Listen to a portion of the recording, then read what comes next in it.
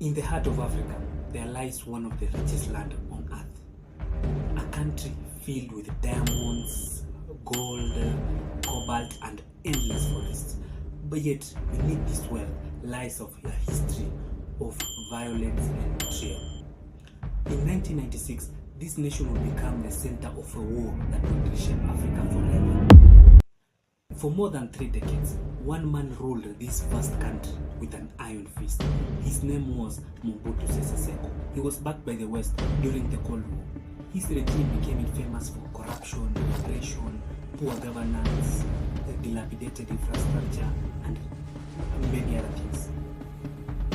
Hospitals used to go without medicine, soldiers would be unpaid or underpaid.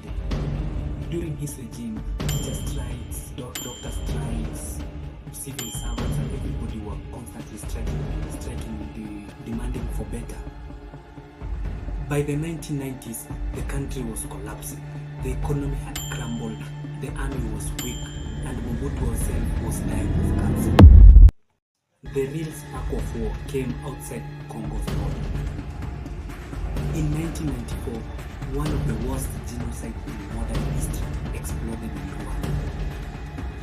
When the genocide ended, nearly 2 million refugees fled the border across Rwanda into eastern Congo.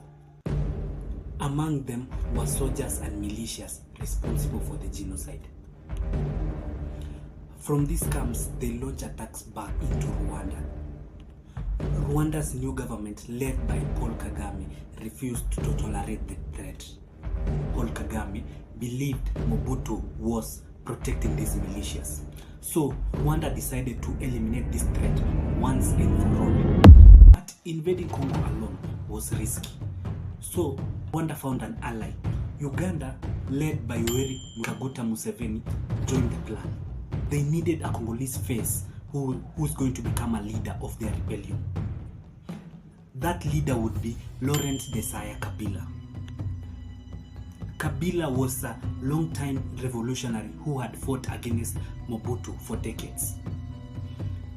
So in 1996, Kabila formed the rebel group. The name of the rebel group was Alliance of Democratic Forces of the Liberation of the Congo, in short AFDL.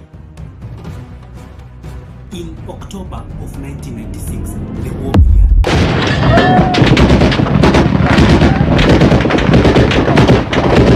Rwandan and Ugandan troops secretly crossed into Congo.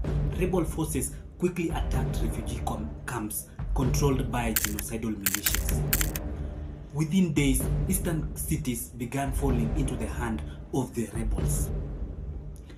Mobutu's army was completely unprepared. Mobutu's army, known as FAZ, collapsed almost immediately. Many soldiers had not been paid in months. Others simply ran away. Rebel forces began advancing west across the country. Cities like Bukavu, Kisangani, Lubumbashi started falling one by one into the hands of the rebels. The rebels moved at an astonishing speed. Within months, they were in control of nearly half of the country's landmass. Civilians in many areas welcomed them. Mobutu's regime was collapsing. By early 1997, the rebels were approaching the capital city, Kinshasa. Mobutu, seriously ill with cancer, could barely lead the country. Foreign allies had refused to save him. He was all on his own.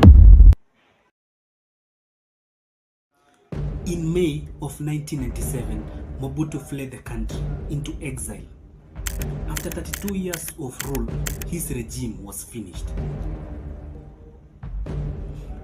Rebel forces entered Kinshasa without any resistance.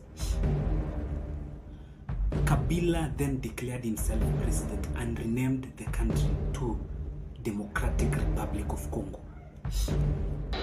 Moi, Laurent Désiré Kabila, président de la République, je jure fidélité à la nation. But the war was far from over. The alliance between Kabila, Rwanda, Uganda would soon collapse.